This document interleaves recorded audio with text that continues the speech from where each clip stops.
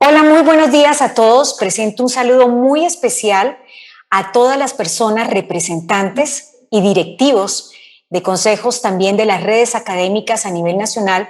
Las facultades que están adscritas a estas redes académicas son Ciencias Empresariales, Contaduría Pública, Ingenierías, Comunicación, Educación y Ciencias Sociales. Vamos a abrir un espacio muy propicio para un diálogo de saberes en torno a la educación, los aprendizajes y la neurociencia, y que son importantes para la construcción de la sociedad del conocimiento. Hoy tendremos un diálogo muy interesante en torno a eso de que cómo afecta el confinamiento en el aprendizaje de los adolescentes y los jóvenes. Para ello tenemos un invitado muy especial proveniente de España. Él es David Bueno, con una vasta experiencia y un conocimiento en el campo de la genética, biología, neurociencia y aprendizaje. David es doctor en biología y durante su trayectoria profesional se ha destacado como profesor de genética en las universidades de Barcelona, España y Oxford, en Reino Unido. Principalmente su trabajo se centra en la neurociencia y la relación del comportamiento humano. En el campo de la divulgación científica, ha sido especialista en impartir clases de genética y epigenética en diversos grados de biociencias, comunicación científica y neurociencias en máster y especializaciones de comunicación y neuroeducación. También ha publicado más de 50 artículos en revistas reconocidas e indexadas y 7 libros. Entre ellos se destaca uno muy interesante, Cerebroflexia, el arte de construir el cerebro. Y en 2010 ganó el Premio Europeo de Divulgación Científica. En verdad, un mundo fascinante, el de la neurociencia, por el cual todo el mundo hoy se desafía frente a esa revolución biológica que vivimos en la actualidad. Con el doctor David Bueno se encuentra nuestro rector de la Fundación Universitaria Compensar, el doctor Marco Ginás Volpe, a quien le doy un saludo muy especial y al mismo tiempo le cedo la palabra. Doctor Ginás, muy buen día. Bueno, muchísimas gracias, María Ligia. Un saludo muy afectuoso a David, que hoy nos acompaña, y claramente un caluroso saludo muy especial a nuestra audiencia, que nos sigue muy atento por el tema que hoy nos convoca. Bueno, David, hoy en día se habla mucho de la neurociencia y quisiéramos iniciar este conversatorio porque tú nos explicaras por qué es importante la neurociencia, qué impacto ha tenido en la educación y qué elementos debemos tener en cuenta nosotros, los docentes, los académicos, cuando ejercemos la función de la pedagogía. Muy buenos días, David, y bienvenido. Hola, pues muy buenos días, y en primer lugar agradecer a todos los implicados en que me hayáis invitado a participar en este conversatorio. Es un placer siempre compartir ideas y no solo hablar yo, sino también compartir y aprender de todo lo que después vayamos hablando. Para empezar, sobre el tema de la neurociencia, ¿por qué es importante la neurociencia en educación? A ver, yo creo que es importante por un motivo que es tan simple como ajeno había estado hasta ahora la neurociencia de la educación. El motivo simple es que aprendemos con el cerebro. El cerebro es un órgano biológico y es la sede donde se generan y se gestionan todos nuestros comportamientos. Y aprender, el hecho de aprender, de adquirir conocimientos, implica muchos comportamientos diferentes. Así que entender cómo funciona el cerebro, cómo podemos mejorar los procesos de aprendizaje, cómo todo aquello que aprendemos afecta a nuestro propio cerebro. Comprender todo esto ya por sí mismo yo creo que es un avance muy importante en el mundo de la educación. Es lo que desde hace pues una década, más o menos, se ha empezado a llamar la neuroeducación o la neurociencia educativa. Es un campo reciente, básicamente porque hasta hace poco no teníamos manera de conocer cómo se está activando el cerebro de forma directa, de forma no invasiva, sin modificarlo al mismo tiempo que lo estamos estudiando, y de forma que sea muy, muy precisa. Estos avances técnicos y científicos pues, nos están permitiendo ver pues, bueno, cómo se activa el cerebro, por ejemplo, cuando aprendemos porque tenemos una motivación, porque tenemos un reto, porque queremos nosotros mismos superar alguna dificultad o simplemente adquirir conocimiento porque nos gusta. Y compararlo, por ejemplo, en cómo se activa el cerebro cuando aprendemos por obligación. Porque alguien nos está obligando, porque tenemos, bueno, una presión social para hacerlo, pero sin que nos interese. Entonces, estas diferencias yo creo que marcan muy claramente cómo deben ir avanzando, evolucionando los procesos educativos. A mí me gusta decir que desde la neurociencia no hemos venido ni para sustituir a la pedagogía, ni a la sociología, ni a la psicología, que son otras disciplinas académicas muy implicadas también en educación. No hemos venido para suplirlo, es que no podríamos suplirlo aunque quisiésemos, que tampoco queremos hacerlo. Lo que hemos venido a hacer es aportar datos biológicos que ayuden a entender todo aquello que la pedagogía, la psicología, la sociología ya llevan décadas diciéndonos. Es entenderlo desde otro punto de vista, más biológico. Es sumar sinergias para conseguir, bueno, pues ir evolucionando la educación. Digo evolucionando porque desde la neurociencia, o al menos yo lo que creo es que no debemos revolucionar la educación. Las revoluciones normalmente terminan mal. Y la educación es un tema suficientemente importante y serio como para que vayamos por el buen camino. Paso firme pero seguro. Y eso es evolución. Es ir cambiando poco a poco y a medida que vamos consolidando cambios, pensamos en los siguientes. No todo de golpe, porque entonces podemos hacer como un castillo de cartas que a la que sople un poco de viento se derrumbe todo otra vez. ¿Cuáles son algunas de las cosas que yo creo más importantes y para centrar después también algunas de las preguntas que seguro que irán saliendo? ¿Cuáles son algunas de las aportaciones más importantes que se han hecho estos últimos 15 años?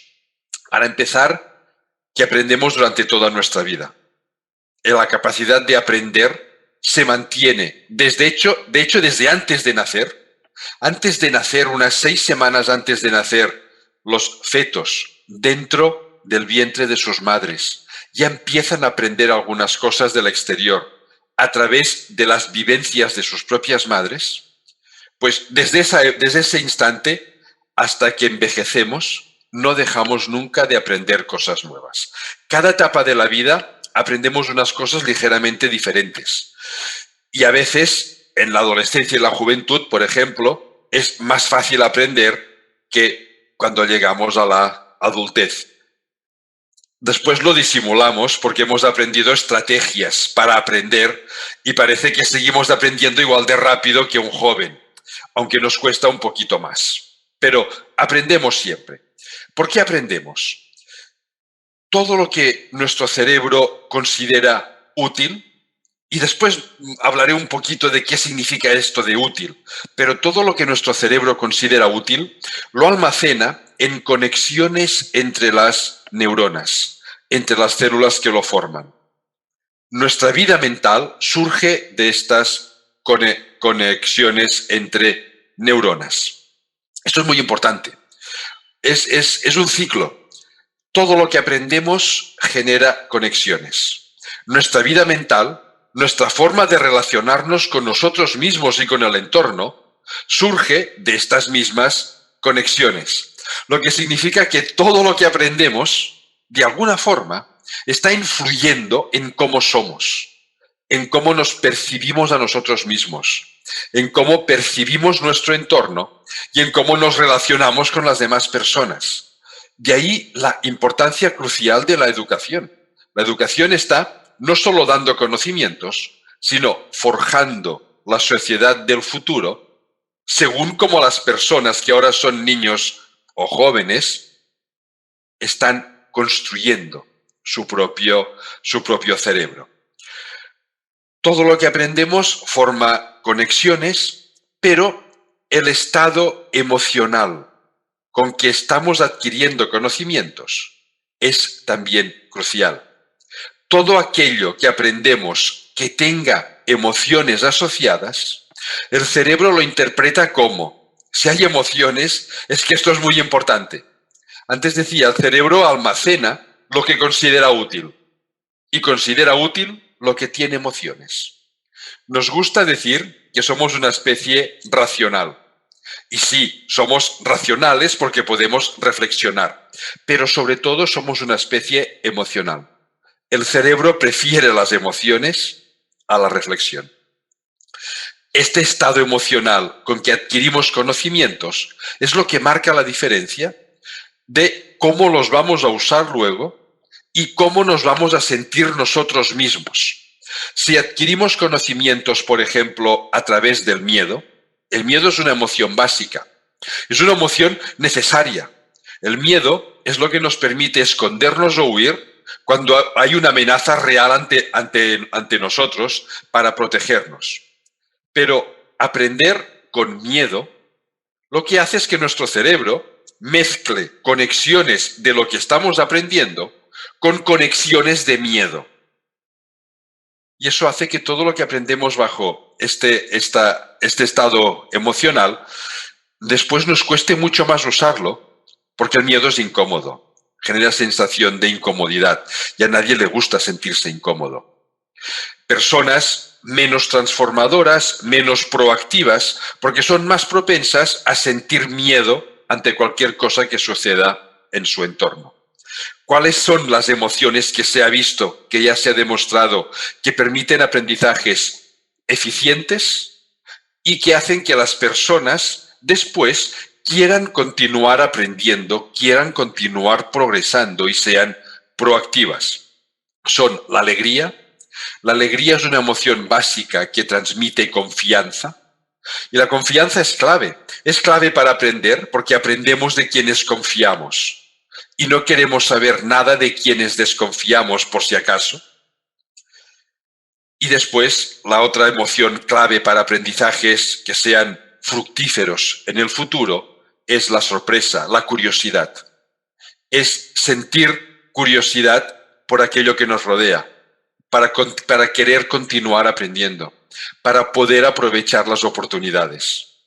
Si ante un cambio que sea una oportunidad yo siento miedo, no podré aprovecharlo nunca, porque me retiraré, huiré, me esconderé.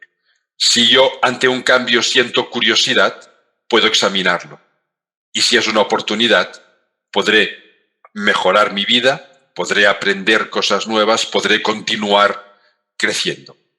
Para mí estos son los dos puntos básicos sobre el cerebro. Es todo lo que aprendemos genera conexiones. Unas conexiones neuronales que influyen en cómo somos y, lo más importante, para después relacionarnos con nosotros mismos y con las demás personas y con los propios aprendizajes, es el estado emocional con que hemos adquirido estos conocimientos. Este sería el primer resumen que haría sobre cómo es el cerebro, cómo funciona y por qué es importante conocer 4 puntos básicos dentro del mundo de la educación. Ahora, tú hablabas en tu presentación sobre 2 conceptos importantes. Uno, las emociones, y otro, la predisposición para atender el cambio. Nosotros llevamos muchos meses, más de un año, viviendo unas circunstancias difíciles, circunstancias que no son solamente propias de nuestro país, sino son globales. ¿Cómo ha impactado el confinamiento a los jóvenes? ¿Cómo ha reaccionado eso emocionalmente? ¿Cómo ves tú el impacto que va a salir de toda esta nueva experiencia en un cambio que no esperábamos? A ver, yo lo primero que diría es que a largo término no sabemos cómo irá, porque por suerte no había pasado nunca nada parecido. Entonces no tenemos estudios para saber dentro de 10 años qué habrá cambiado. Lo que sí sabemos es que ahora, actualmente, que hace 14 o 15 meses que empezó todo, no hace más, solo 14 o 15 meses, sí sabemos que se han producido cambios importantes en muchos jóvenes, en muchos adolescentes y en muchos jóvenes. Básicamente, ¿cuál es la situación? La situación es que somos una especie social, nos gusta socializar, nos gusta estar con otras personas. Y eso es algo que lo comprobamos todos los días. Cuando, no sé, a media mañana queremos descansar un poco de trabajar y nos vamos a tomar un café de Colombia, por supuesto, que es el más bueno que hay. Y no lo digo porque sí, lo digo porque es el que más me gusta a mí, ¿no? Pero, ¿qué es lo más habitual? Decir a los compañeros de trabajo, ¿alguien viene a hacer un café? O la hora del almuerzo. Si podemos compartir el almuerzo con alguien, comer junto a otra persona, estamos mucho más a gusto que si lo hacemos solos. ¿Por qué? Porque somos una especie social. Y el hecho de estar con otras personas nos provoca sensación de bienestar y disminuye el estrés. Estamos acompañados, nos sentimos a gusto. Incluso el contacto físico, el hecho de encajar la mano cuando saludamos a alguien, encajar la mano, algo que ahora no podemos hacer, este hecho de notar la fuerza de la otra persona, notar el calor de su mano, eso nos relaja, nos provoca sensaciones de tranquilidad. Sabemos que podemos confiar en esa persona. ¿Qué sucede con las restricciones y los confinamientos? Que una parte muy importante de este contacto social no lo podemos hacer. Y eso lo estamos notando todos, los niños, adolescentes y jóvenes y los adultos. Pero quien más lo nota y con diferencia, son los adolescentes y los jóvenes. Por un motivo. Y es que es la edad de la adolescencia y la primera juventud, es la edad en la que el cerebro busca con más anhelo, con más ansias, socializar con otras personas. Básicamente con personas de su misma edad. La adolescencia y la juventud es una etapa clave para la vida humana. Dejamos atrás la infancia, en que dependíamos de todo y para todo de los adultos, de nuestros padres, para llegar a la edad adulta, donde dependeremos solo de nosotros mismos. Claro, no solo de nosotros mismos, dependeremos de nosotros mismos y de nuestros compañeros, de la red social que hayamos tejido.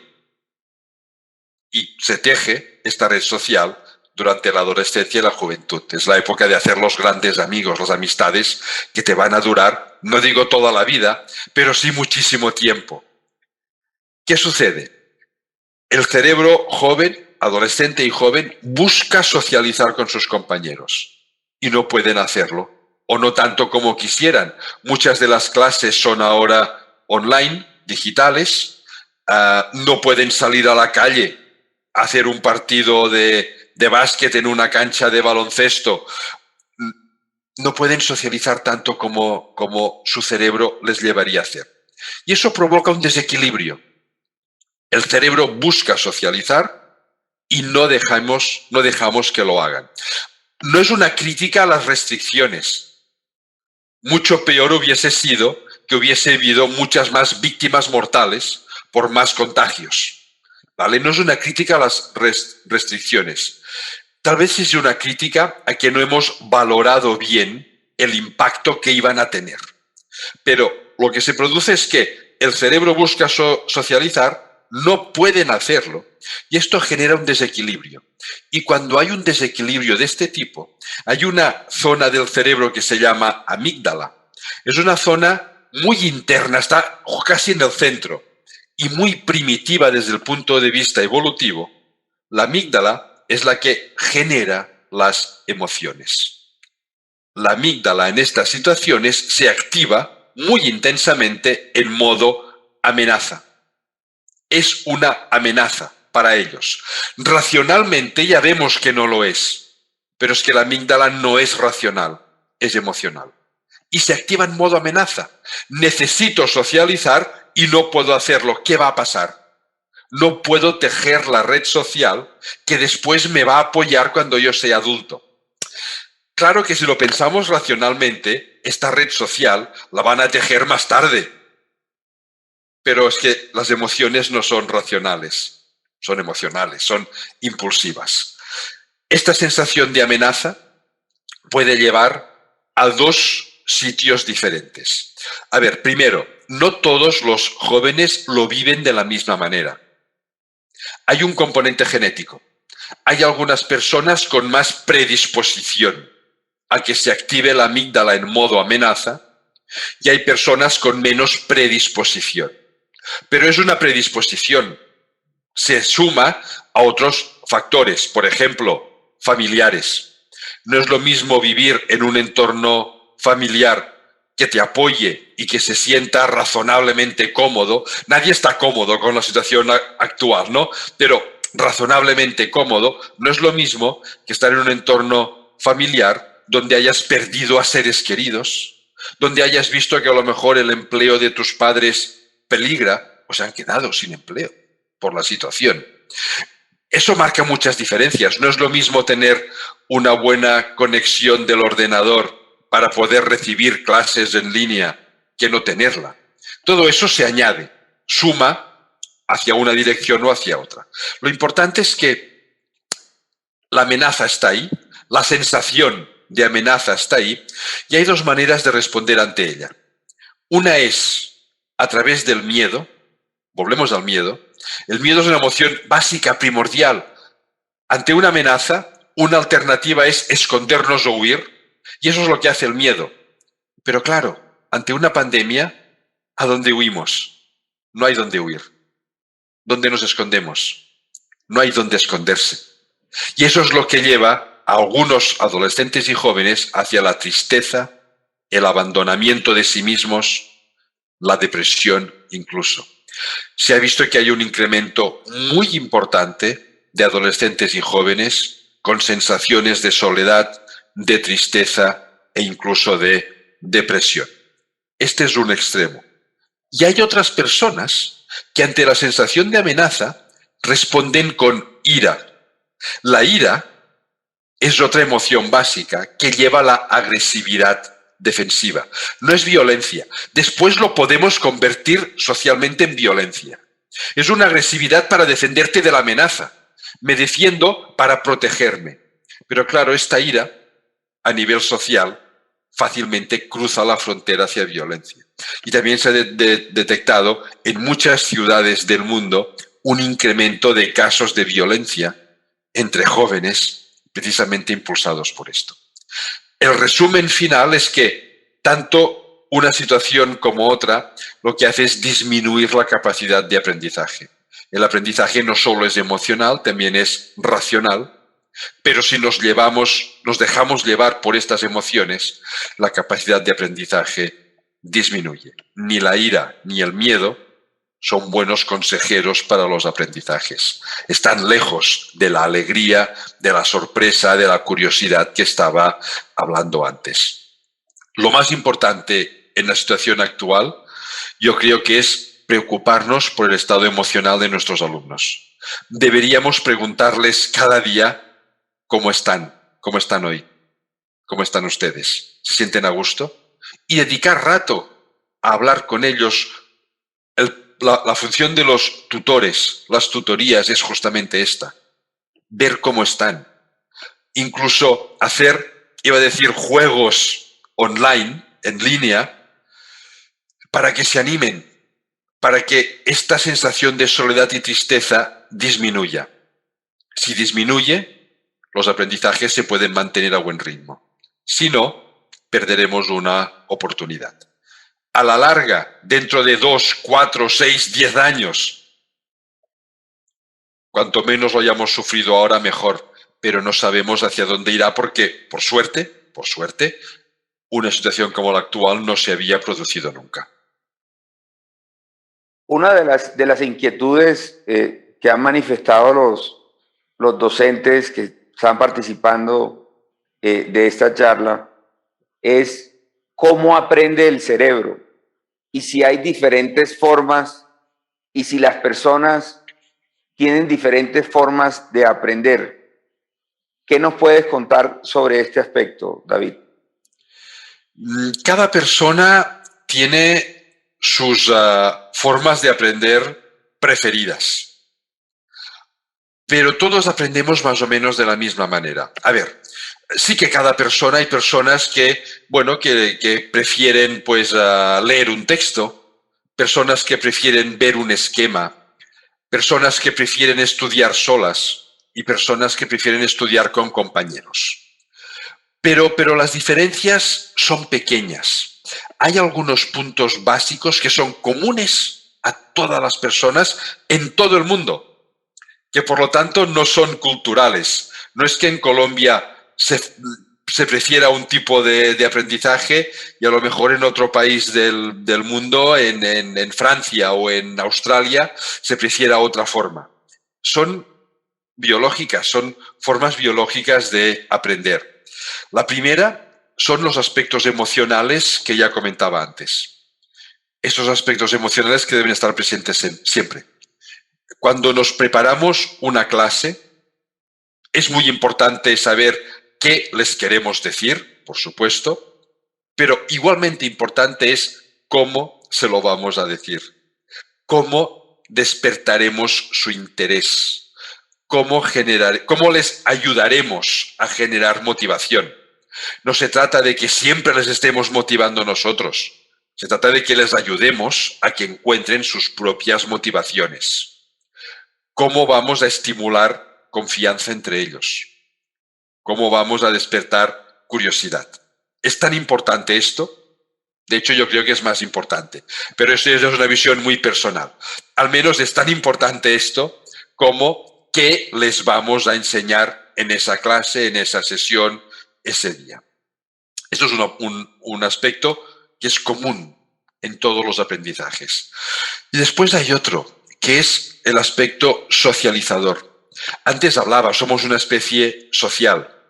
Se ha visto que cuando aprendemos con otras personas, cuando aprendemos de forma colaborativa no es todos haciendo lo mismo.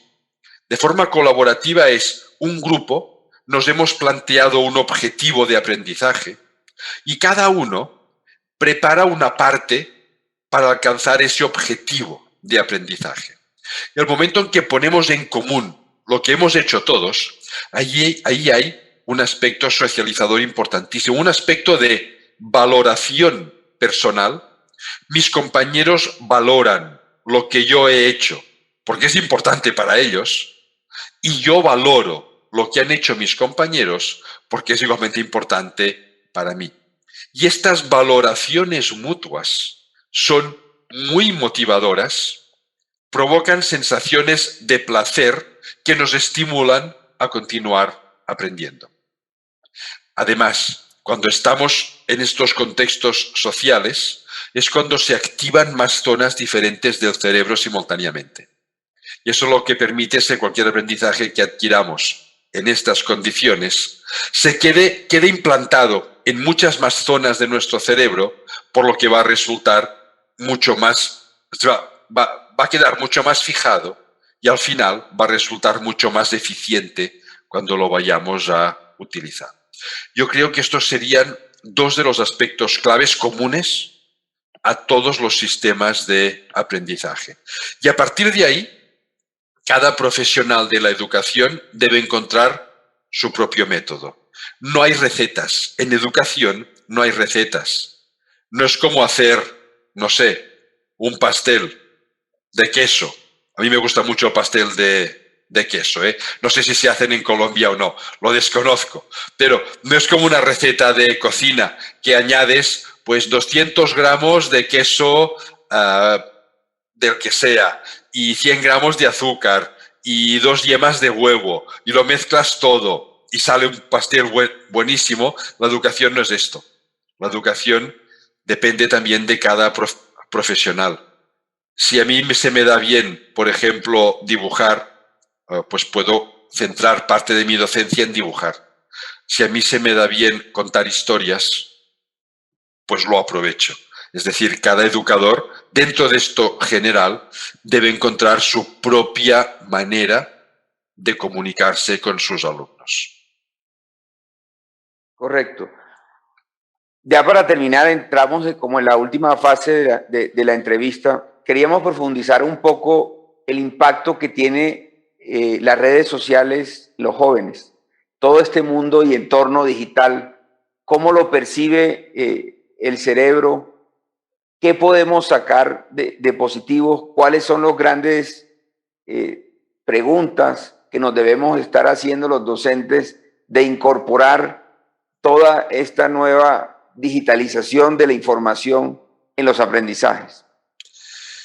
La tecnología digital, como cualquier tecnología, tiene dos vertientes, la positiva y la que no es tan positiva, para no decir que es negativa. A ver, ¿cuál es la positiva? La tecnología digital es muy motivadora. Es muy motivadora porque es muy fácil sentir curiosidad por lo que tú estás viendo a través de una pantalla. Puedes encontrar información con mucha rapidez y con mucha facilidad. Y si la información que encuentras no te interesa, solo pasando el dedo, la apartas, literalmente pasando el dedo la apartas y encuentras otra información que a lo mejor sí que te interesa. Y eso es lo que mantiene el cerebro activo, muy activo. Desde este punto de vista, todas las tecnologías digitales son útiles en educación. ¿Cuál es o cuál puede ser el problema? Precisamente es que son tan motivadoras que pueden provocar adicción. Lo importante no es enseñarles a nuestros alumnos cómo usar unas aplicaciones o unos programas determinados. Saben más que nosotros. La juventud sabe más que los adultos. Así que no nos preocupemos por enseñarles cómo funciona. Hay que enseñarles a gestionar la tecnología digital. Esto es, ahora me es imprescindible, la uso. Ahora me es útil, decido. Ahora no me hace falta, la aparto. Y ese es el gran reto. Es enseñarles a gestionar. Y eso lo hacemos a través de nuestro ejemplo. Si cuando estamos en clase, por ejemplo, nosotros tenemos nuestro celular, yo lo tengo ahora aquí para ver la hora y no charlar demasiado, que hablo mucho yo, ya lo habéis visto, ¿no? Pero si tenemos el celular al lado y cada vez que recibimos un tweet, un WhatsApp o lo que sea, lo miramos, ¿qué estamos transmitiendo a nuestros alumnos? Lo que sale por aquí es mucho más importante que el hecho de estar juntos. Si todo lo que hacemos es docencia online y no les facilitamos que se encuentren entre ellos, aunque sean encuentros virtuales, encuentros también a través de las plataformas virtuales, ¿qué les estamos diciendo? Lo importante es la relación entre el ordenador y tú, no el ordenador como vehículo para que te comuniques con tus compañeros. Ese es el reto, es gestionar toda esta información. Y después hay otro reto, y es qué conocimientos debemos transmitir ahora. Hasta que no había, o mientras no había tecnología digital, el acceso a la información era limitado.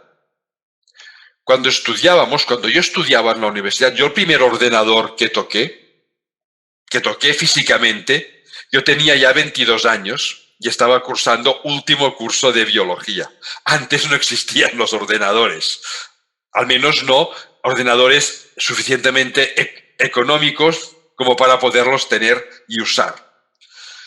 Antes, cuando estudiabas, ¿qué tenías? Un libro y como mucho los apuntes que habías tomado en clase. Debías recordar muchas cosas porque el acceso a la información era difícil. Ahora esto ha cambiado. Ahora el acceso a la información es tremendamente fácil. Con un solo clic, con el celular, con una tablet, con un iPad, con un ordenador, accedemos a cualquier conocimiento de la humanidad, a todos los conocimientos que tiene almacenados la humanidad. Por lo tanto, ya no es tan importante recordar muchas cosas. Hay que recordar cosas, por supuesto, pero ahora la balanza se ha inclinado hacia el otro lado.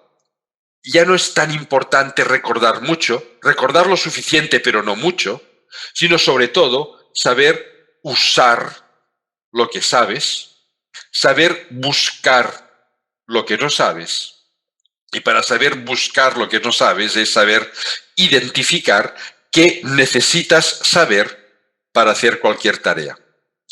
Esto es algo menos de conceptos y trabajar más lo que son los procedimientos, las habilidades y las competencias.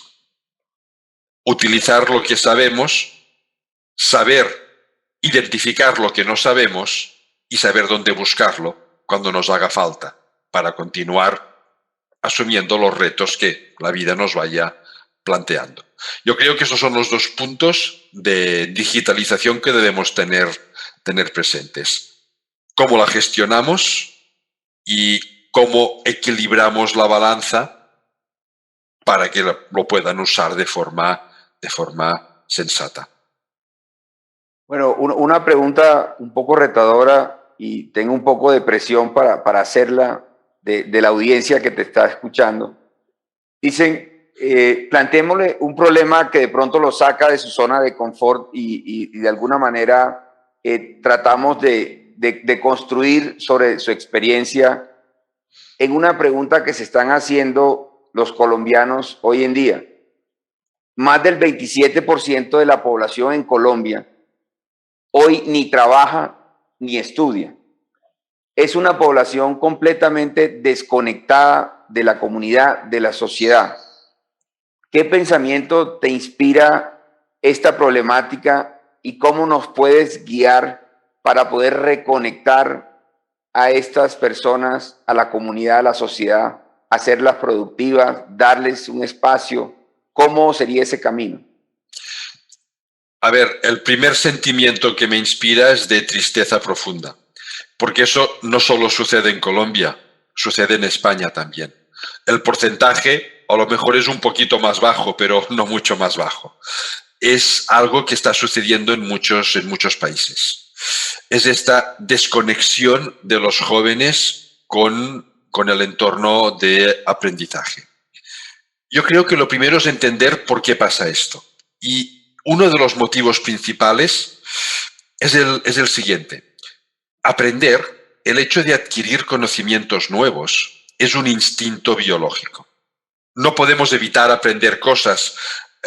Ahora estamos hablando y estamos todos aprendiendo cosas. Cuando hablamos con otra persona, cuando estamos leyendo un libro, escuchando la radio, aprendemos siempre cosas. No lo podemos evitar. Aprender es un instinto biológico. Y todos los instintos biológicos están asociados a sensaciones de recompensa, de placer y de bienestar. Comer es un instinto básico para sobrevivir y por eso después de comer nos sentimos a gusto. Estar con otras personas, porque somos una especie social, nos gusta. ¿Por qué? Porque es un instinto básico. Aprender es un instinto básico y provoca placer en los niños y las niñas. Se ha estudiado en niños y niñas. Se ha visto que cuando una niña o un niño aprende una cosa y lo más importante, ve que es reconocida por su entorno, ve que su entorno valora en positivo el esfuerzo que ha hecho para aprender eso, dentro de su cerebro se provoca una descarga de un neurotransmisor, las moléculas que unen las neuronas entre ellas, un neurotransmisor que se llama dopamina. Hay más de media docena de neurotransmisores, cada uno con funciones diferentes. La dopamina está especializada en placer, motivación y optimismo. Dentro de nuestro cerebro, placer, motivación y optimismo están juntos a través de la dopamina y de algunas regiones cerebrales también, ¿no? Bueno, pues cuando aprenden algo y ven que su entorno valora, reconoce el esfuerzo que han hecho, se produce una descarga de dopamina tan importante, notan tanto bienestar y tanta motivación que rápidamente buscan otra cosa para aprender, para volverse a sentir a gusto.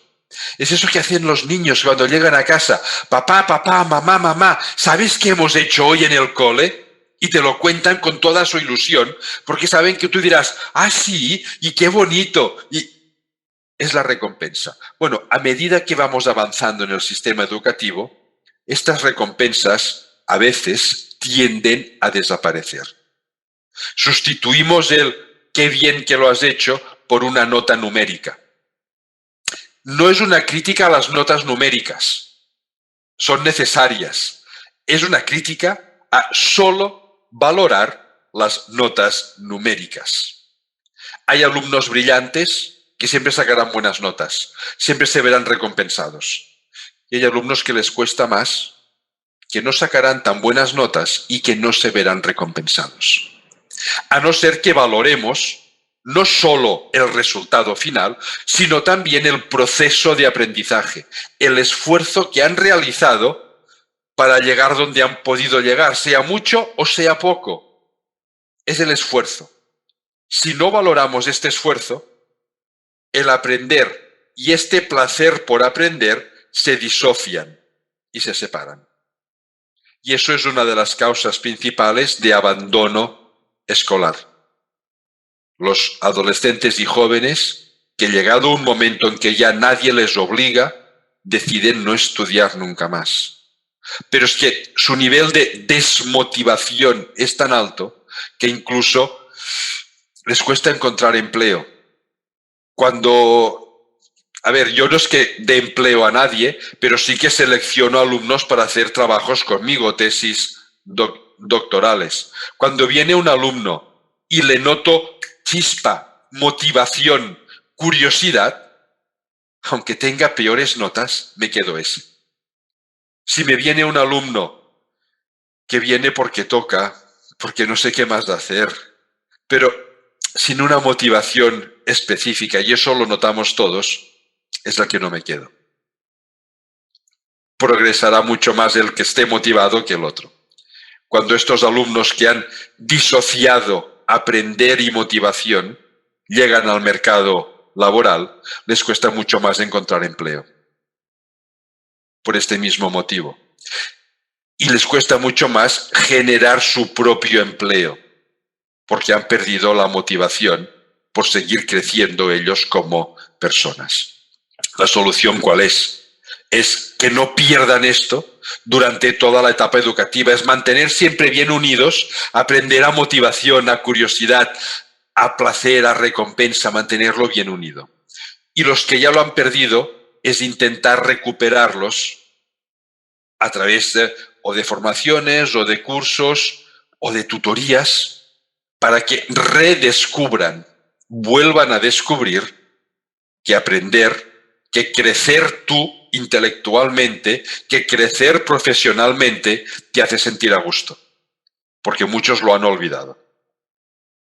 Bueno, muchísimas gracias, David, por esta conferencia inspiradora. Le doy ahora la palabra a María Ligia para el cierre del programa. Nuevamente, un fuerte abrazo desde Colombia y muchas gracias por estar con nosotros y realmente inspirarnos y motivarnos para seguir en este camino de la educación y la formación transformadora.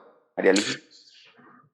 Muchísimas gracias, doctor Ginás. En verdad, una excelente conversación. Gracias, doctor David Bueno, porque nos sitúa en un pensamiento desafiante y sobre el gran trabajo que tenemos que hacer y generar balance entre la emocionalidad y la racionalidad y el trabajo también desde la docencia en los juegos online y más que todo en interesarse en el otro desde el terreno de lo emocional.